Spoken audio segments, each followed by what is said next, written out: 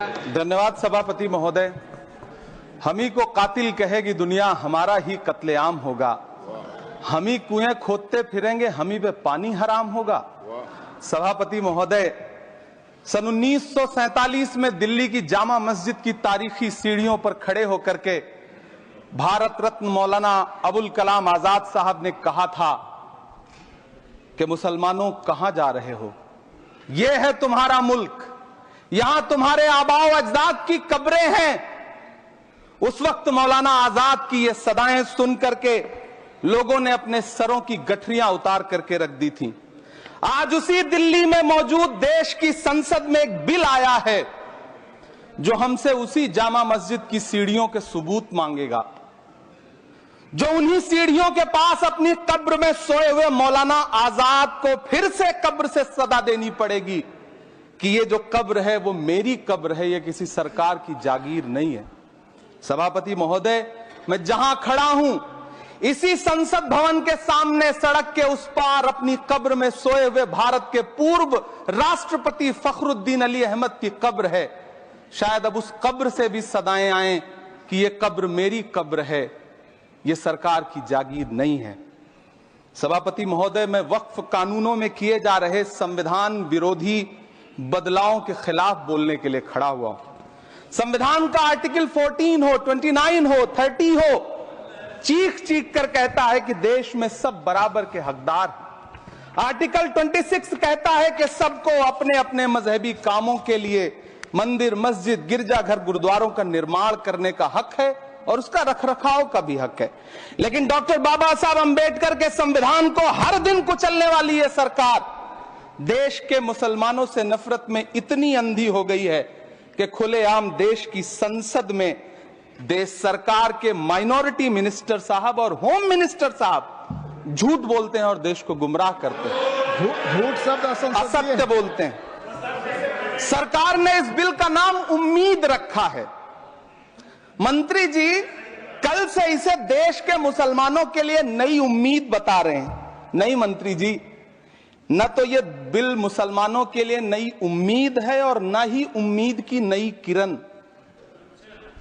सभापति महोदय, भाजपा ने पूरे देश में वक्फ के नाम पर कई सारे झूठ फैलाए हैं। आइए आज उनकी सच्चाई पर बात करते हैं। वक्फ ट्रिब्यूनल को ऐसे बताया जाता है जैसे वक्फ ट्रिब्यूनल कोई मजहबी खाप पंचायत हो। सभापति महोदय, जबकि सच्चाई यह है कि वक्फ ट्रिब्यूनल भी तो सरकारी न्यायिक विभाग है जिसमें सरकार द्वारा नियुक्त जज होते हैं, जिसमें प्रशासनिक अधिकारी होते हैं, कहीं ऊपर से थोड़ी आ गए। सभापति महोदय, देश के गृह मंत्री जी ने इसी सदन में कहा कि वक्फ ट्रिब्यूनल के फैसले के खिलाफ कोई कोर्ट नहीं जा सकता, जबकि सच यह है कि वक्फ एक्ट 1995 की धारा 83(9) के तहत हाई कोर्ट वक्फ ट्रिब्यूनल के फैसले की न सिर्फ समीक्षा कर सकता है बल्कि उसे बदल भी सकता है। सच तो यह है कि वक्फ बोर्ड खुद अपनी जमीनों के लिए कई सारी कोर्ट में मुकदमे लड़ रहा है। सभापति महोदय, दिल्ली की जिन 123 संपत्तियों को लेकर कल माइनॉरिटी मिनिस्टर, होम मिनिस्टर साहब और अभी आदरणीय नेता सदन बात कर रहे थे, आइए उनकी सच्चाइयों पे भी बात करते हैं। 1911 में जब अंग्रेजी हुकूमत ने कोलकाता के बजाय दिल्ली को राजधानी बनाने का फैसला किया तो रायसीना हिल्स के चारों तरफ जो मुसलमानों की ढेर सारी जमीनें थी उनको एक्वायर किया गया और लुटियन को इसकी तामीर की जिम्मेदारी सौंपी गई। सेंट्रल विस्टा की तरह लुटियन जोन का मेगा प्लान तैयार हुआ, लेकिन उस वक्त के मुसलमानों ने उस वक्त की अंग्रेजी हुकूमत से अपनी इबादत गाहों को बचाने के लिए लड़ाई लड़ी। मामला ब्रिटिश गवर्नमेंट तक पहुंचा। तब यह तय हुआ कि वो जो धार्मिक स्थल हैं उन्हें जस का तस रहने दिया जाएगा। इंडिया गेट के बगल वाली मस्जिद हो, जाप्तागंज, सुनहरी बाग मस्जिद हो, पार्लियामेंट रोड वाली मस्जिद हो, ऐसी 123 संपत्तियों के मैनेजमेंट के लिए 1913 में मुसलमान वक्फ वैलिडेशन एक्ट बना और उसके बाद एक नया शहर बसाया गया जिसे लुटियंस जोन का नाम दिया गया।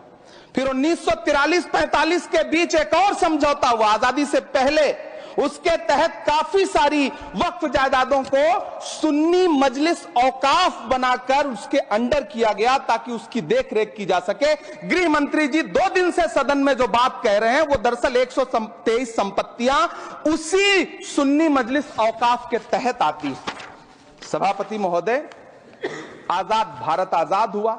आजादी के बाद भारत में 1954 में वक्फ एक्ट लागू हुआ, जिसकी धारा 9 के तहत 1964 में केंद्रीय वक्फ काउंसिल का गठन हुआ।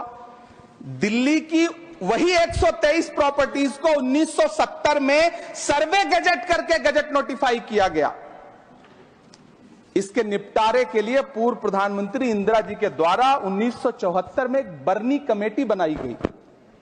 बर्नी कमेटी ने 1976 में इन 123 संपत्तियों को दिल्ली वक्फ बोर्ड की संपत्ति होने की रिपोर्ट सौंपी। उस रिपोर्ट के आधार पर 1984 में कांग्रेस सरकार ने उन 123 प्रॉपर्टीज को दिल्ली वक्फ बोर्ड को सौंपने का फैसला किया, जिसके खिलाफ विश्व हिंदू परिषद कोर्ट गई। मामला 2011 तक पेंडिंग रहा। फिर 2011 में कोर्ट ने सरकार को आदेशित किया कि इसका निपटारा करो। तब 2013 में तत्कालीन यूपीए सरकार ने दिल्ली की उन्हीं 123 जायदादों को बर्नी कमेटी की सिफारिशों के मुताबिक वक्फ बोर्ड के हवाले किया। यही वो प्रॉपर्टीज हैं जिनके नाम से गृह मंत्री जी कल से कांग्रेस को कोस रहे हैं। फिर आई 2014 में भाजपा की सरकार, जो तब से इन जमीनों को हड़पने की साजिश कर रही है। जिस बिल को मुसलमानों के हुकूक की हिफाजत करने वाला बिल बताया जा रहा है, उसी को पेश करने के लिए और उस पर बात करने के लिए लोकसभा में भाजपा सरकार के पास एक भी मुस्लिम सांसद नहीं है। जिस वक्त, मैं लोकसभा कह रहा हूं, सुना करिए, जिस वक्फ बिल को मुस्लिम महिलाओं को हक दिलाने वाला बताया जा रहा है, उसे संसद में पेश करने वाली पार्टी के पास न तो राज्यसभा में, न लोकसभा में, न देश की किसी विधानसभा में एक भी मुस्लिम महिला सदस्य नहीं। कल किरण रिजिजू जी कह रहे थे कि रेलवे की जमीनें देश की जमीनें हैं, डिफेंस की जमीनें देश की जमीनें हैं। हां मंत्री जी, हैं, बिल्कुल हैं। ये जो वक्फ की जमीनें हैं, ये हमारे पुरखों ने धार्मिक कामों के लिए डोनेट किया है। तो हम भी तो इसी देश के नागरिक हैं, हम भी तो इसी देश के बेटे हैं। तो वक्फ की जमीनें भी तो इसी देश की जमीनें हैं, उनको पराया क्यों बोलते हैं आप? सभापति महोदय, अशफाकुल्लाह खान जब फैजाबाद की जेल में फांसी के फंदे पर झूल रहे थे, तो इसी देश की जमीन के लिए झूल रहे थे ना। सभापति महोदय, अंडमान की जेल में काला पानी की सजा काटकर अपनी जान देने वाले मौलाना फजले हक खैराबादी हो या शेर खान अफरीदी हो, वो भी तो इसी जमीन के लिए अपनी जान दे रहे थे ना।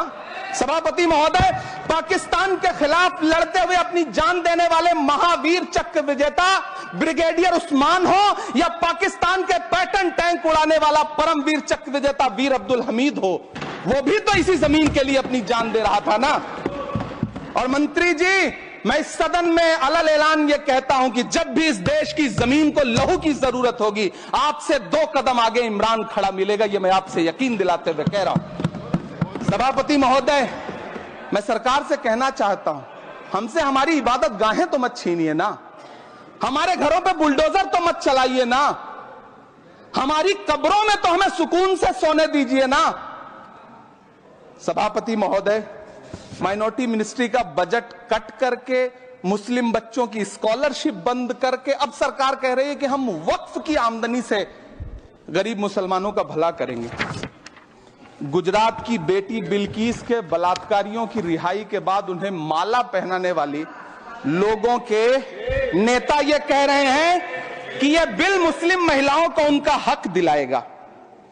धन्यवाद मोदी जी, क्या बढ़िया सौगातें मोदी दे रहे हैं आप। पहले हमें गुजराते मोदी दिया, आप सौगातें मोदी दे रहे हैं। लेकिन यह सरकार इतना याद रखे कि इसी ठसक के साथ देश की संसद में सीए का कानून भी लाया गया था और कहा गया था बड़े बड़े भाषण देकर के कि पड़ोसी देशों से हिंदू भाइयों को ला करके यहां नागरिकता दी जाएगी। लेकिन मैं आपके संज्ञान में लाता हूं सर कि पिछले इतने दिनों में इनसे नागरिकता लेने के लिए 2000 व्यक्ति भी नहीं आए, जबकि इसके उलट इन्हीं की सरकार में पिछले 10 साल में 15 लाख से ज्यादा भारतीयों ने भारत की नागरिकता छोड़ करके दूसरे देश में जाकर के बस गए। यह हुआ उस कानून का अंजाम। सभापति महोदय, इसी तरह की जिद के साथ किसानों के खिलाफ भी कानून लाए गए थे। जिस तरह आज वक्फ के फायदे गिनाए जा रहे हैं, उसी तरह से किसानों को भी कृषि कानूनों के फायदे गिनाए गए थे। लेकिन अंजाम क्या हुआ? 700 किसानों की शहादत लेने के बाद सरकार को अन्नदाता किसानों के सामने घुटने टेकने पड़े और कृषि कानून वापस लेने पड़े। जिल्ले इलाही, जमहूरियत जो है वो नफरत और ठसक से नहीं चलती है, अकड़ से नहीं चलती है। उसमें सबकी हिस्सेदारी जरूरी है। कल देश के माइनॉरिटी मिनिस्टर ने लोकसभा में खड़े होकर एक शेर सुनाया था कि मुझसे कोई बदगुमान न हो, तो मैं उन्हें एक शेर सुनाना चाहता हूं कि मैं आज जद पे हूं तो इतना खुशगुमान न हो, मैं आज जद पे हूं तो इतना खुशगुमान न हो, चराग सबके बुझेंगे हवा किसी की नहीं। नीतीश कुमार जी हो, चंद्रबाबू नायडू जी हो, चिराग पासवान जी हो, जयंत चौधरी जी हो, देवे गौड़ा जी हो, जीतन राम मांझी जी हो, सबको समझना पड़ेगा कि जब जंगल में आग लगती है तो न वो बरगद बचते हैं जो हवा को आंधी में तब्दील करते हैं, न वो बांस बचते हैं जो आपसी रगड़ से चिंगारी पैदा करते हैं। सभापति महोदय, जब देश को मनमोहन सिंह साहब जैसा काबिल प्रधानमंत्री मिलता है तो देश को आरटीआई जैसा एक्ट मिलता है, सेज जैसा एक्ट मिलता है, मनरेगा जैसा एक्ट मिलता है, लिबरलाइजेशन मिलता है, राइट टू एजुकेशन मिलता है, नेशनल फूड सिक्योरिटी एक्ट मिलता है। लेकिन जब देश को सौगातें मोदी मिलती है तो क्या मिलता है? सीए मिलता है, फॉर्म्स लॉ मिलता है, आर्टिकल 370 मिलता है, इलेक्टोरल बॉन्ड जैसा एक्ट मिलता है और वक्फ अमेंडमेंट एक्ट जैसे बिल देश को मिलते हैं।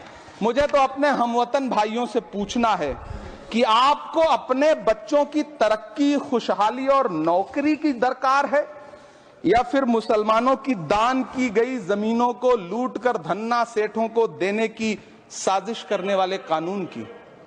सभापति महोदय, यह सरकार रात के 3 बजे तक पूरे देश को जगा करके संसद में अपने ही नागरिकों को नीचा दिखाने के लिए वक्फ बिल ला रही थी, तो उधर रात के 1:30 बजे अमेरिका हम पर 26% टैरिफ लगा रहा था। सरकार की प्राथमिकताएं देश को पता। सभापति महोदय, मैं बहुत भावुक हूं आज, और मुझे अच्छा लगा कि आदरणीय नेता सदन जगत प्रकाश नड्डा जी ने बहुत अच्छी बातें भी की, मन से बातें की। क्योंकि उनके नाम में प्रकाश जुड़ा है तो मैं उनमें हमेशा एक रोशनी की किरण देखता हूं। मैं उनके सामने बहुत अदब से यह बात कहना चाहता हूं कि चरागों के सफर में दबदबा हो आंधियों का तो फिर अंजाम जुल्मत के सिवा कुछ भी नहीं होगा। यह दुनिया नफरतों के आखिरी स्टेज पर है, इलाज इसका मोहब्बत के सिवा कुछ भी नहीं होगा। मैं भावुक हूं, मेरी पलकें गीली हैं।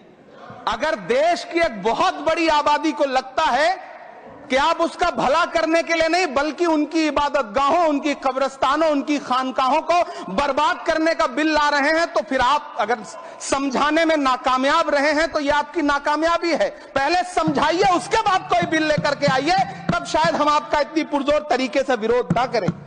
लेकिन सभापति महोदय, मैं अंत में सिर्फ इतना कहना चाहता हूं कि इस बिल में जो भी पॉइंट्स दिए गए हैं, बॉम्सी पोर्टल देख लीजिए, सरकार का झूठ आपको पकड़ में आ जाएगा।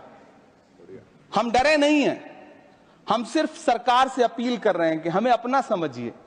हम आपके अपने हैं, इस देश के नागरिक हैं और आप ताकत में हैं। संख्या बल के आधार पर बिल हो सकता है आप पास करा ले, लेकिन आपको यह बात समझनी पड़ेगी कि हम तो वो तारीख हैं, जहनों में रहना है जिसे कागजी पुर्जे नहीं जो फाड़ डाले जाएंगे।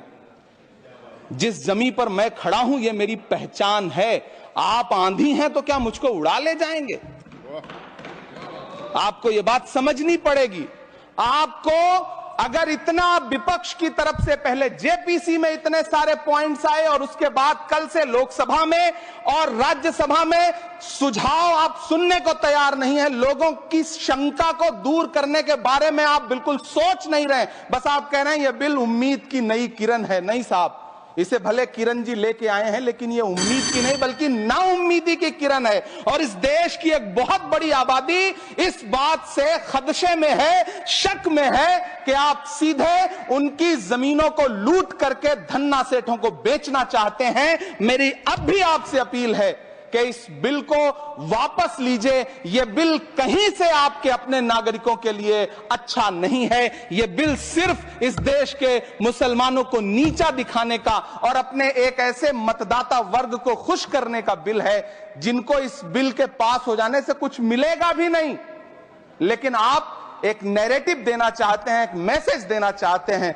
मेरी आपसे अपील है कि कृपया ये जो सबका साथ सबका विकास का नारा है, इस नारे को रत्ती भर तो चरित्रार्थ कर दीजिए। बहुत बहुत धन्यवाद।